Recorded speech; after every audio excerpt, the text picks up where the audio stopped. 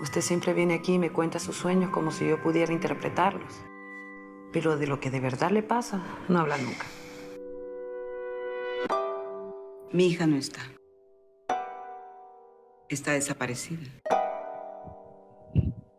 Muy buenas noches, muy buenas tardes, en donde ustedes se encuentren. Esta es una edición especial para Tu Vida FM, la radio que, bueno, emana cultura, genera cultura, aparte del entretenimiento, gracias a don Germán Chávez. En esta edición especial tenemos un motivo para resaltar, pues, la película Lienzo en Blanco de Un País Querido por todos nosotros, en el cual convivimos también aquí en la comunidad del DMV, se estará presentando en el festival, en el Latin American Film Festival del AFI, o el AFI, como usted lo quiera llamar, American Film Institute, que queda en Silver Spring.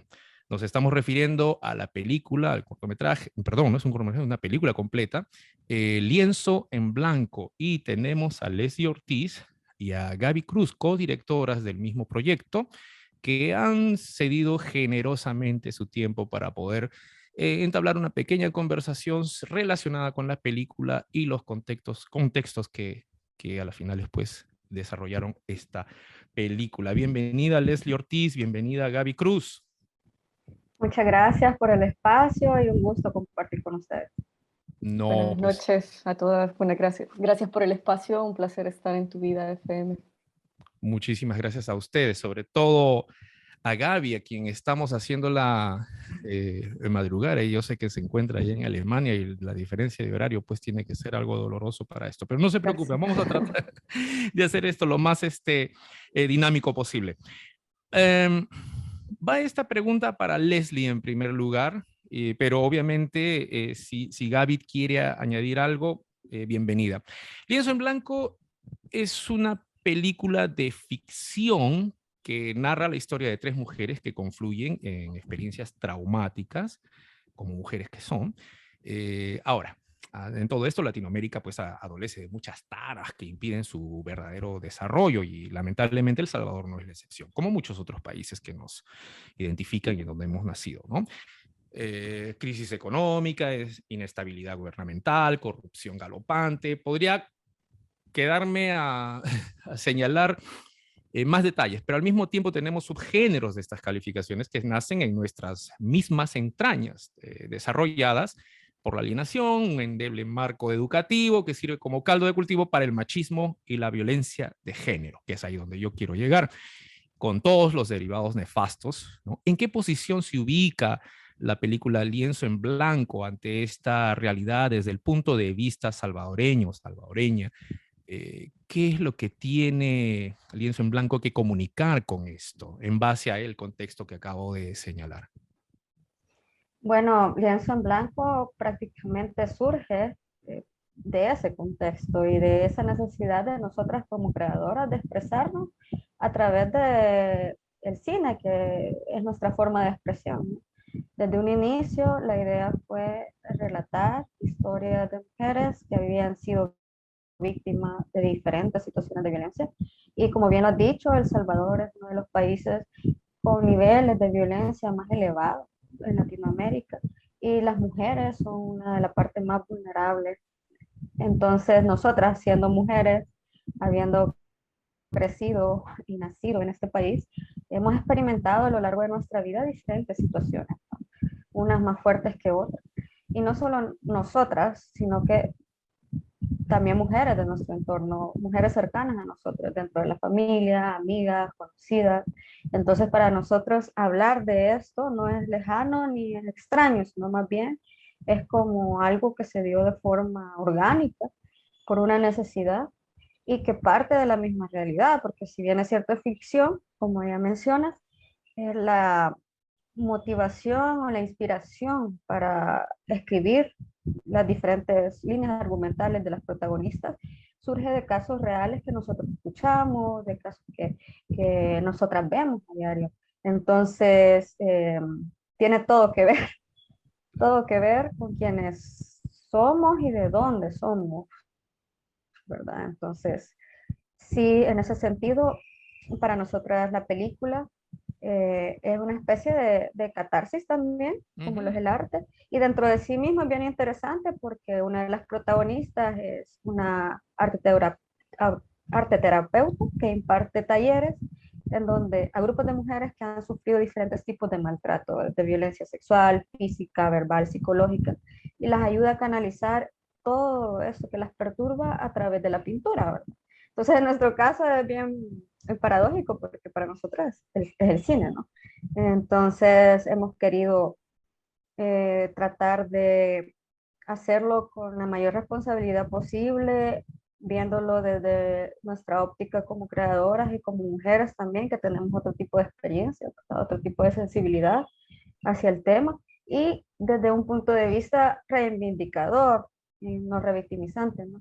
Entonces, por eso ha sido importante desde la génesis del proyecto rodearnos con un equipo mayormente conformado por mujeres artistas de diferentes ramas, incluidas las protagonistas, que son mujeres muy talentosas y con mucha trayectoria en teatro en nuestro país, a nivel internacional, que hemos unido fuerzas para entre todas enriquecernos, ¿no? Y desde nuestras habilidades, de nuestros talentos, para que esto tenga más fuerza.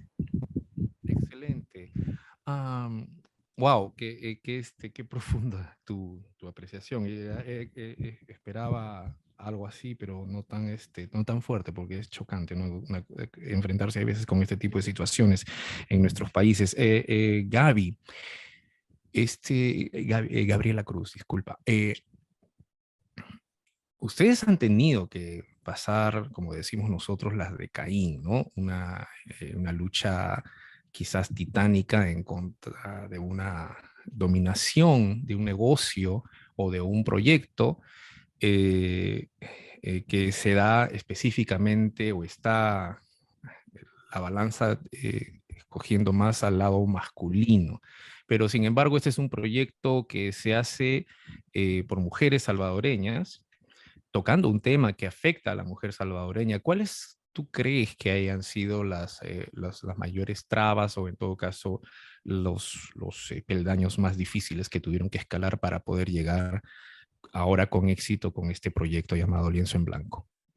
Pues ha sido como, justo como lo mencionas, creo que una de las cosas más difíciles es tener que romper patrones, ¿no? Mm, Y como mujeres, normalmente en la industria cinematográfica se nos ha destinado ciertos roles. Y dentro de esos roles no está la dirección ni nada mm, que tenga que ver con la parte técnica, sino que, bueno, edición sí comenzó por mujeres, pero comenzó por mujeres porque se cortaba el celuloide, entonces era algo que parecía más como costurería Manual. manual. Entonces, normalmente no te destinan a actuación, a arte, a cosas que puedan recibir órdenes, pero cuando es al revés, cuando tenés que dirigir o dar ciertas indicaciones, tenés que estar rompiendo estas barreras constantemente porque están muy en el subconsciente de las personas, están en todo el equipo, están en acciones pequeñas en donde te cuestionan si, por ejemplo, tenés la suficiente fuerza para mover, qué sé yo, hasta un trípode, claro.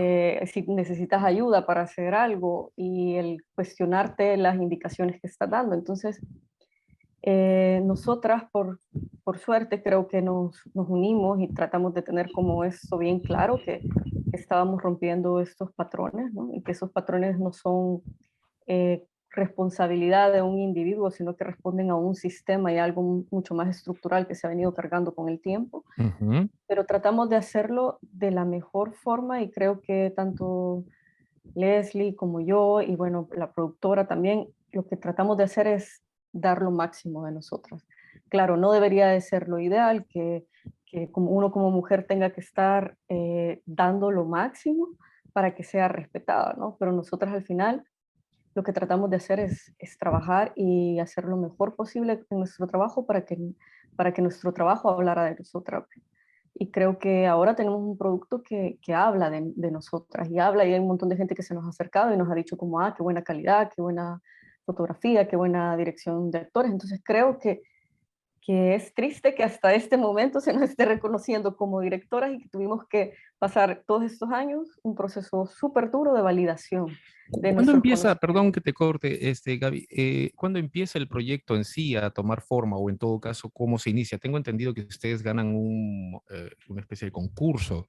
Sí, en el 2015 comienza, aplicamos a un fondo y desde ahí también empezaron a romperse las primeras barreras. Por ejemplo, el jurado, que era del Ministerio de Economía, que estos Ujú. fondos que se llaman Pixels, que eran un fondo, que eran fondos que existían desde antes, pero eran para más para iniciativas tecnológicas y para audiovisuales, pero de animación, no para cine. Entonces comenzaron a fomentar la industria cinematográfica y a partir del año 2014 creo que fue, que empezaron, nosotros aplicamos en el 2015, nos dieron esto, pero por ejemplo el jurado del Ministerio de Economía era solo hombres, creo que había una mujer en todo el jurado y fue súper difícil presentar la idea porque de entrada el comentario fue, bueno, pero ustedes están haciendo un contenido feminista, o sea que solo van a estar Ujú. interesadas mujeres en ver este contenido, ¿por qué yo tengo que estar interesado en invertir en tu película, verdad? Entonces es como, Siendo yo hombre, ¿no? ajá, hay una mala concepción del feminismo o de todas las temáticas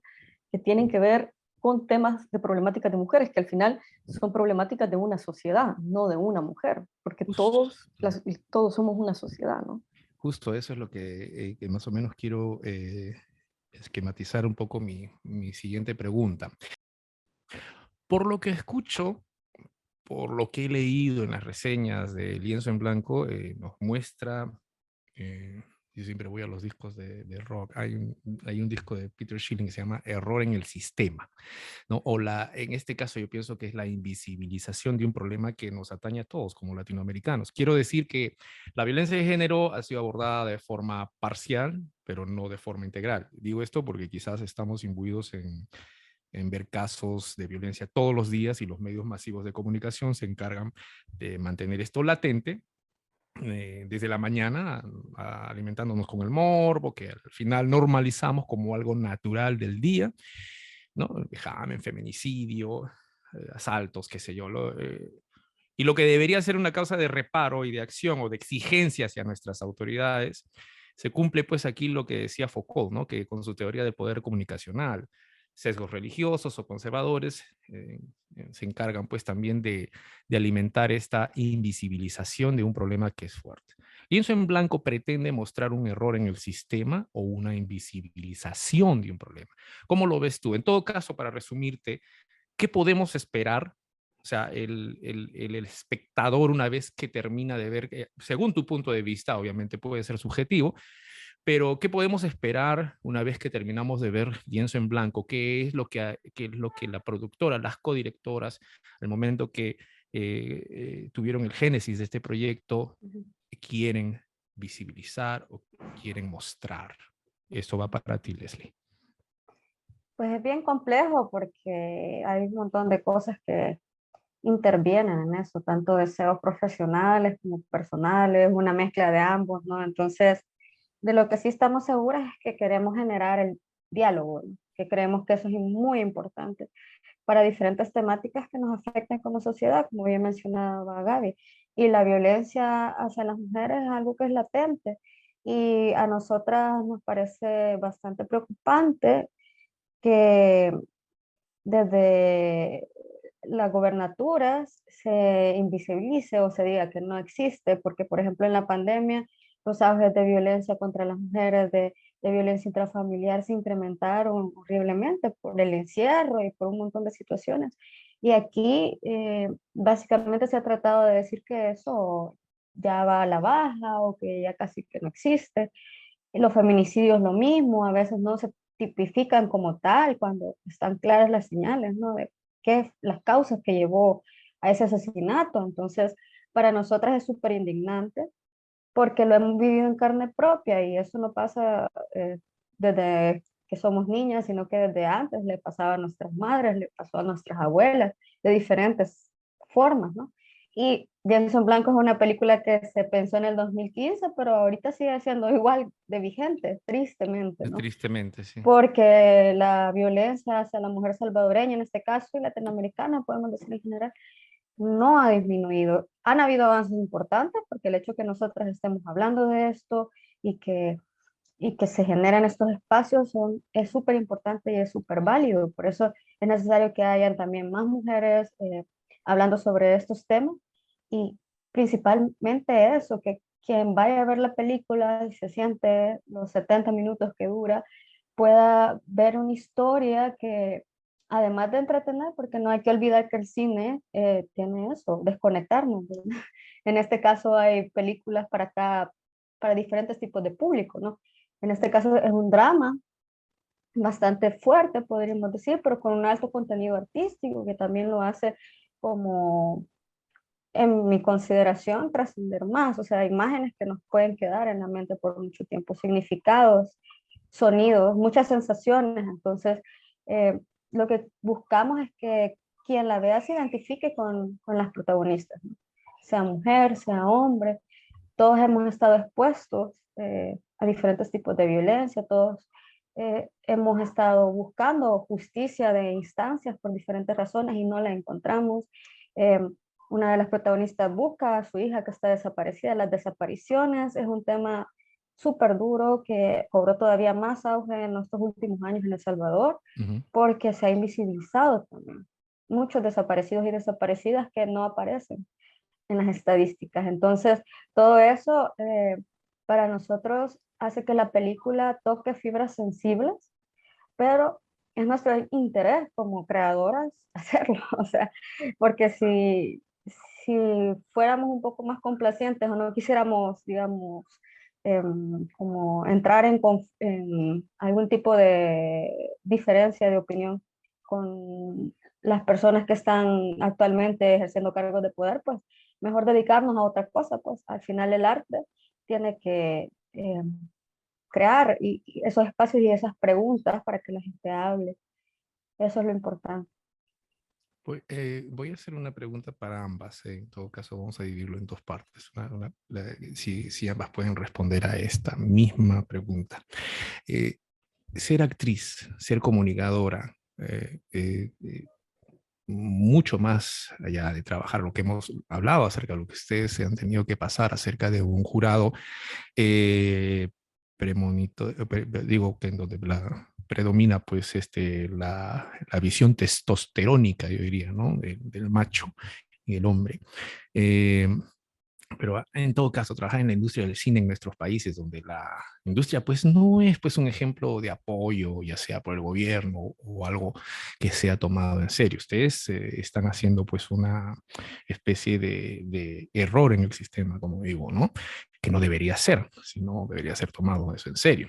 Obviamente, en nuestra región, con las excepciones de países, pues que sí lograron un cine mucho más maduro, más viable, me estoy refiriendo a Brasil, México o Argentina. Pero ¿cómo fue tomado esta noticia cuando ustedes comenzaron a escalar en esta posición de la dirección, del cinema, de la producción? ¿Cómo fue tomado por vuestras familias? No sé si Gaby puede agregar algo ahí y después se lo preguntaría a Leslie. Por la familia, bueno, por parte de mi familia he tenido una gran suerte que siempre he tenido un gran apoyo. Ujú. Que mi mamá, por ejemplo, siempre me ha dicho, bueno, hija, lucha por tus sueños, inténtalo, ¿no? Aunque, claro, siempre también me ha dicho como, bueno, esto es de alguna forma algo de lo que puedes vivir. Y también cuando comencé a involucrarme en las artes escénicas era un poco también lo que yo misma me cuestionaba, ¿no? Y por eso también comencé estudiando comunicación social, porque era algo que se podía estudiar en una universidad y te cuestionas constantemente si realmente puedes vivir de esto. Y normalmente no vivís solo de cine, tenés que hacer otras cosas, ¿no? Pero por lo menos lo hemos podido llevar, creo yo, a la par de otros trabajos y de una forma digna, diría. Entonces, por parte de mi familia, sí conté con el apoyo también de mis hermanas. eh, Nada, así que por ese lado estoy súper bien. Sí. ¿Cuál es tu opinión, tu experiencia, Leslie?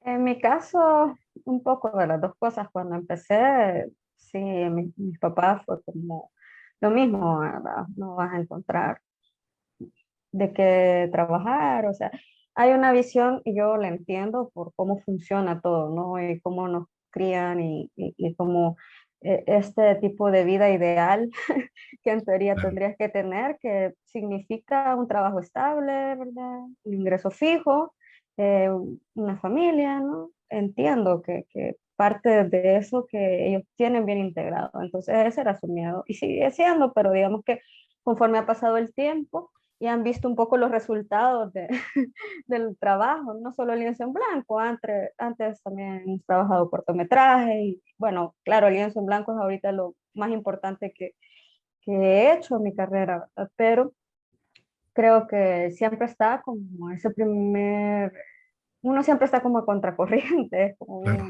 a veces es desgastante y lo hablamos con Gaby porque es como en todo aspecto, porque acá en el país no hay instituciones para estudiar nunca, no hubieron pues cuando nosotros estuvimos, entonces carreras alternas, salir a estudiar a otros países, pequeños cursos, pero no tenemos el dinero tampoco para hacerlo, Mm. entonces ver, ser autodidacta, ¿no? Consumir mucho cine, ver otras alternativas, de ahí que también el ingreso económico a veces no es lo suficiente, ¿verdad? Para tener como una vida estable como uno quisiera, entonces ahí viene la preocupación de los padres, ¿verdad? De que, qué va a pasar, o sea, no puedes estar así tan inestable, ¿verdad? Todo el tiempo, entonces poco a poco lo han ido comprendiendo. Yo creo que es solo eso. Les agradezco porque no es fácil como si ha sido creado con una mentalidad así.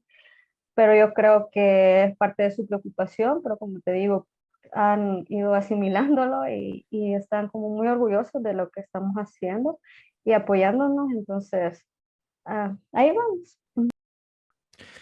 Y yo veo aquí unas situaciones que están, que pertenecen a una dualidad, yo diría, ¿no? Porque no solamente se escoge una profesión que está de por sí, ya sabemos que está dominada, pues, por el sexo masculino, ¿no? Testosterónica encima, sino que encima eligen ustedes un cine de autor temático, diríamos que con un contenido social, no diríamos, yo creo que sí, es así. A diferencia de la historia media tontiña, pues no del chico guapo que viene al pueblito y enamora a la chica guapa y que al final se encuentran, ¿no? Una forma fácil y bien efectiva, si no, imagínense, Netflix pues hubiera quebrado hace mucho tiempo. Am, pero ¿qué hace que ustedes, ¿no? Quienes han elegido esta carrera, cineastas, productoras, estar detrás de cámaras, enfrente de cámaras y haciendo esta labor titánica, que hace que ustedes pues escojan el camino, diríamos, que no debería ser, no debería significar eso, el camino más complicado, ¿no? El camino en el cual los réditos ya sea pues sean más emocionales, más gratificantes en todo caso para el alma, o en todo caso, pues, digamos, que te llenan más, ¿no? Pero no por el lado, pues, digamos, en términos económicos o de fama. ¿Qué es lo que hace decidir a ustedes en elegir ese camino más estrecho? Y esto va para ambas en todo caso. Voy a dedicar eso, creo que esta pregunta directamente a Gaby para no hacer dualidad de respuestas. Pues nace o decidimos tomar este camino que es menos comercial Ujú.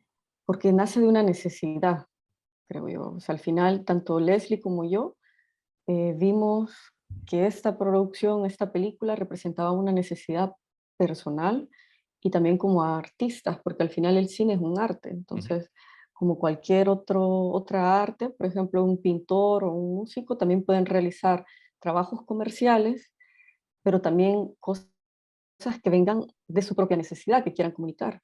Entonces, en ese sentido, el hecho de ser mujeres jóvenes salvadoreñas Ujú. nos llevó a querer decir de alguna forma, y en este sentido nuestra forma de comunicarla, de comunicar nuestra molestia o nuestro malestar sobre lo que se estaba viviendo y se vive en El Salvador, fue a través del cine.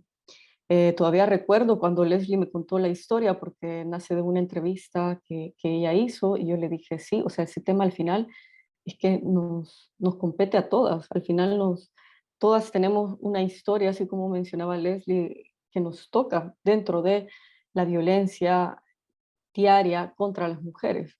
En El Salvador, por ejemplo, se vive mucho acoso callejero y entre más joven se hace, es peor todavía. Y el acoso callejero, por ejemplo, es una situación que no tiene nada que ver con sexualidad o con atracción física, sino que es una cuestión de territorialidad, de marcar que no podés moverte libremente. Y eso es algo que se vive actualmente, o sea, no es Irán. O sea, por ejemplo, ahora que vemos que está esta revolución en contra de las burkas, y yo me quedo pensando al final en El Salvador es un poco lo mismo. No tenemos que usar burkas, pero hay un montón de falta de libertad para moverte. Si salís en la noche, tenés que avisar a dónde vas a ir, a dónde vas a moverte, pedir que te lleguen a recoger o estar siempre alerta porque hay un peligro. Entonces, tanto Leslie como yo crecimos con ese temor, y el arte es una forma como de catarsis o de poder sacar eso que llevas desde pequeña, ¿no? Y de que te enfrentas por ser mujer latina en un contexto como El Salvador. Wow, sí. Lamentablemente esto no es una característica de un solo país que ya de por sí debería ser una preocupación, ¿no? Nos enfrentamos al refrito de, bueno, pues, pero es que ya se lo buscaron. ¿Por qué usaron la minifalda? ¿Por qué el escote? ¿Por qué saliste a tal hora? Cuando con eso lo que hacen es, pues, al agresor, ¿no? Victimizarlo. Es Ujú. algo totalmente fuera de este mundo entenderlo. O eh, justificar la violencia. o justificar la violencia, claro, ¿no? Ujú. A la final llegamos a ese punto. Leslie, lienzo en blanco, quizás estoy haciendo una redundancia sobre esto, pero que lo tenía aquí, no quiero que se me vaya. Es una película que muestra los embates de una realidad que las mujeres, como bien lo está describiendo Gaby, y estoy seguro que tú compartes, ¿no? Bueno, las mujeres están sufriendo en el país más peligroso del mundo para ser mujer. Esto, según Amnistía Internacional, ni que hablar de derechos reproductivos. Y se lo juro, no es mi intención ser peyorativo, porque yo vengo de un país donde la violencia contra la mujer, la misoginia, pues son pan de cada día. Y Ujú. con esto, ¿no? Lo que trato de decir es de que a través de la pandemia tuvimos la otra vez la oportunidad de presenciar ahí en el mismo FI, en el American Film Institute, bajo el mismo festival, bajo el marco de ese mismo festival, que ahora ustedes han logrado posicionar al lienzo en blanco, tuvimos ay, no me acuerdo ahorita, Eli Larrinaga, una actriz o Ujú. directora salvadoreña que nos mostró un documental muy interesante que para nosotros fue revelador, una puesta de teatro que fue llevada a la pantalla y el tema vuelve a ser recurrente, la mujer, ¿no? Las opciones de la mujer, la situación de la mujer. Ustedes como mujeres que nos han entregado este proyecto tan hermoso, ¿no? ¿Cómo ven a vuestros países en retrospectiva del 2016 a los 5 o 6 años de ahora? Porque en el 2016 o 2015 es lo que ustedes me estaban diciendo que ustedes Ujú. obtuvieron este financiamiento, el cual sin ese financiamiento me imagino no estaríamos ni siquiera conversando ahorita. Ujú. Eh, ¿Qué cambios han habido? ¿Están yendo hacia adelante? ¿Se ha retrocedido o se ha quedado en stand-by? Y lo otro sería, para terminar, ¿qué hace falta manejar en El Salvador, digamos, para que películas como Lienzo en Blanco nos recuerden de un pasado y no de una realidad latente? ¿Dónde necesitamos desde la sociedad civil, intelectual o cultural, donde necesitamos focalizar, ya sea al gobierno o a las autoridades, ¿no? O a los gobiernos siguientes. Creo que son dos preguntas, ¿verdad? Los cambios acerca del 2016 a la fecha y hacia dónde podemos apuntar como para que podamos hacer que el lienzo en blanco sea parte de nuestro pasado y no de nuestra realidad. Bueno, la verdad es que también es un planteamiento complejo el que has hecho. Sé Y que es sí, difícil. los temas, como bien dijiste, son recurrentes. Este año que se estrenó Lienzo en Blanco en febrero, el mes siguiente también se estrenó en Salas Polvo de Gallo, que es otra película que habla sobre la violación de derechos contra la mujer dentro de un sistema y lo hacen desde una distopía que no es tan distópica, lamentablemente. Entonces, y ha sido coescrita por Egli, por Paola Miranda y por No, Alicia Chong, que son, Alicia es una de las protagonistas de Lienzo en Blanco, entonces también es como una manifestación desde el punto de vista de mujeres dentro del arte, ¿no? Entonces, súper interesante. También está el documental de Celina Echer, que de hecho fue censurado este año en El Salvador. ¿cómo así? Nuestra Libertad es un documental que ha sido premiado a nivel internacional por distintos festivales y tiene una calidad enorme y su contenido también. Ujú. Y se censuró porque toca la temática de las restricciones del aborto en el país, que también es otro tema súper delicado y por el que se ha venido peleando desde hace años, porque aquí también hay una ley, una de las leyes más restrictivas en temas de aborto, en donde las mujeres ni siquiera, aunque estén en peligro sus vidas, aunque hayan pasado una emergencia obstétrica, aunque el feto sea inviable, aunque hayan Sean sido menores de víctimas edad de por violación, por ejemplo, nada, ¿no? o sea, no se permite el aborto bajo ninguna circunstancia, eso es súper duro, pero es incluso todavía peor, o no sé a dónde para lo perturbador, pero mujeres han sido condenadas hasta 30 años de cárcel por Sí, haber tenido abortos espontáneos. En De sus homicidio los acusan, trabajos, sí. las acusan de homicidio cuando han tenido abortos. Por ejemplo, el caso que retrató el principal, que retrató en el documental Celina, de una mujer que en su trabajo eh, tuvo el aborto espontáneo, casi se muere, se la llevan en la ambulancia, ensangrentada, y se despierta esposada en una cama, ¿sabes? No le dan una atención médica humana porque desde entrada la tratan como una delincuente. Ese es El Salvador. esa es la realidad. Es lo horrible. Entonces, el documental se iba a estrenar en mayo y por presión de grupos que se autodenominan pro vida, Mm. que enviaron una carta al cine, eh, ellos tomaron la decisión de no exhibirla a pesar que no había ningún fundamento legal para esa oposición de exhibición, porque la película en ningún momento hace, por ejemplo, apología al aborto ni nada, simplemente está hablando sobre las restricciones y las consecuencias de esas restricciones.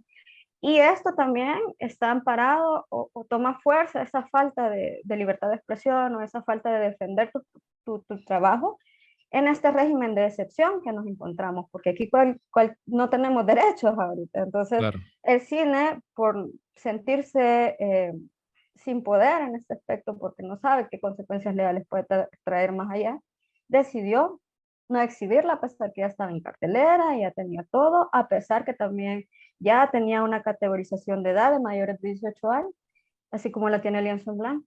Entonces, si me preguntas del 2015, que fue la primera pregunta, acá se ha habido, obviamente no ha habido una mejoría y desde mi punto de vista ha habido un retroceso muy grande en cuanto a nuestras libertades como ciudadanos, para empezar, no como individuos. O humanos, con materia de derechos humanos. Claro, claro. Claro, eso para empezar, que es lo más básico de lo básico. No, simplemente estamos No, hablando de para sentido nada. común. Estábamos mal, sí, estábamos mal Siempre hemos estado. Claro, pero ahora estamos peor. estuvimos mal y ahora estamos peor. Cuando Ujú. uno piensa que ya no se puede ir más abajo, siempre viene alguien y nos sorprende, ¿no? Así es. Eh, es un problema endémico que tenemos y creo que ahora se está volviendo como global porque ahora recién Italia pues ha apostado una vez más al Extrema fascismo, un derecha. neofascismo. Oh, qué bueno que fuera derecha, ¿no? Yo no tengo ningún problema con la derecha. No, Estamos pero es hablando de extrema derecha, ¿no? una derecha pues recalcitrante, ¿no? Ultraderecha, diría yo, ¿no? Y estamos pues acostumbrados nosotros a no aprender de la historia, a seguir siendo mesiánicos, eligiendo pues eligiendo pues a los clásicos candidatos y presidentes que se vuelven populares, agarrando los puntos neurálgicos de nuestra sociedad, ¿no? En el Perú fue el terrorismo, una una guerra interna que tuvimos y que generó en terrorismo, obviamente, tanto de Estado como de la parte de los guerrilleros o terroristas, como les podríamos llamar. En el caso de El Salvador, obviamente, tiene que ser pues del lado de la violencia de las maras. Entonces, son diferentes situaciones, pero con un mismo común denominador, y esto pues da créditos y réditos electorales y porcentajes de aprobación, porque así es como nos han acostumbrado, no nos han acostumbrado a que los problemas se solucionen con inteligencia, sino con la pateadura de mesa por la bota, ¿no? Bueno, oye, sí, que nos podemos extender hasta un montón con ustedes, chicas, pero porque son increíbles, definitivamente, y yo las considero mis heroínas, o sea, se les quiere de verdad, se les agradece por haber elegido este tipo de comunicación, por visibilizar este tipo de problemas que no solamente es de El Salvador, les aseguro. Nos identificamos con esta lucha, con esta puesta de corazón en la mano, ¿no? Y no sé, bueno, en todo caso, palabras finales, Gaby, para el programa de aquí en de Tu Vida FM. Sí, bueno, invitarles, ¿no? A que vayan Yes. el día miércoles, ¿no? Miércoles 5 de octubre a las 7 de la p.m. noche. Sí, Así en es. el Amphitheater, que para nosotras sería un gran honor que puedan compartir y que puedan conocer un poco más de El Salvador. Una película que es contada desde la intimidad de nosotras mismas, de nuestra necesidad, y que es una película que te traslada a una atmósfera muy cálida y con una realidad muy dura, pero también creo que es reconfortante, que no sin ser spoiler ni nada, pero yo creo que al final es una película que tiene, no sé, como un sentido agridulce. Entonces creo que eso es algo que es bueno, porque al final no encontramos que todo esté perdido, sino que también podemos encontrar una salvación dentro de el estar juntas como mujeres, ya tanto como realizadoras, pero también en la historia de la película de Lienzo en Blanco. Leslie, tus palabras. Pues igual, que vamos a estar, de hecho, de forma presencial después de en la exhibición del AFI, Ana Ruth Aragón, que es una de las protagonistas de la película, y yo. Así que ahí vamos a tener tiempo para conversar un poco más y de saber sus impresiones luego que vean la película. Así que esperamos que puedan ir y que se den la oportunidad también de ver otro tipo de producciones que salen de lo común, como bien habíamos hablado, y que afortunadamente está teniendo este recorrido internacional. Así que nada, contentas también por haber compartido con ustedes. Sí, estuvo bastante interesante la plática y esperamos que quienes nos escucharan también se queden con más información de cómo Por están. supuesto, tiene que ser así. Ujú. Muchísimas gracias. Yo quiero tomar un momentito como para agradecer también a la gestión de Leslie Amaya, ¿verdad? Elfie, Elfie. ¿por qué le digo Elfie Amaya? Sí, Ujú. esta chica que es tan, digamos, apasionada por este tipo de situaciones y que nos hizo el llamado, y definitivamente yo soy muy receptivo con todo lo que Elfie nos dice. Muchísimas gracias, Elfie, aquí un saludo. Y bueno, Leslie, Gaby, muchísimas gracias, y sobre todo que siga el talento, ¿no? En ustedes así reconocido, y que les lleve a continuar esta línea en la que ustedes han emprendido, y que es tan importante, tan necesaria, urgente, diría yo, en el cine latinoamericano. De mi parte, Alberto Clary, para Tu Vida FM, se les agradece bastante. Y bueno, muchísimas gracias, y estaremos hasta una próxima entrega, y nos estaremos viendo en el AFI de Silver Spring a las 7 de la noche el 5 de octubre, es el miércoles. Muchísimas gracias, hasta luego. Gracias. Usted siempre viene aquí y me cuenta sus sueños como si yo pudiera interpretarlos. Pero de lo que de verdad le pasa, no habla nunca. Mi hija no está. Está desaparecida. Me tocó el cuerpo, me lamió las lágrimas. Lo que hiciste fue muy peligroso. No me importa.